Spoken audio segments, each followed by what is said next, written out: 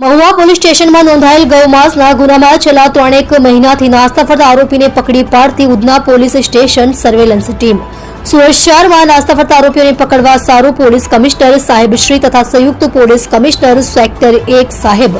તથા નાયબ police commissioner Shri John 2 સાહેબ તથા મદદનીશ police commissioner Shri C division સાહેબ નાઓએ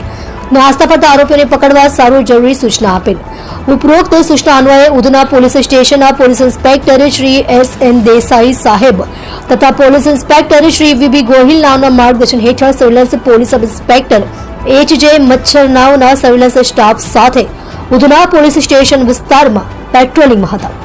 તો દરમિયાન સાથેના હેડ કોન્સ્ટેબલ નરપતસિંહ મહાવીરસિંહ તથા પોલીસ કોન્સ્ટેબલ હૈદર અલી આલમ અલી તથા પોલીસ કોન્સ્ટેબલ વિશાલ કુમાર રામજીભાઈ નાઓએ બાતમીના આધારે મહુવા પોલીસ સ્ટેશનના ગુનામાં નાસ્તો ફરતો આરોપી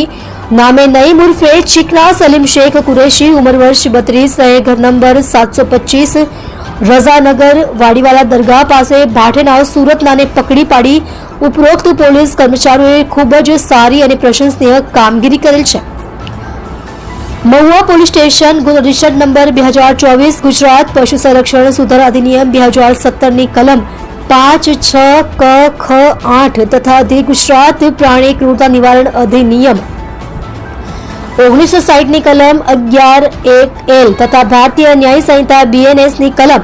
325(54) મુજબ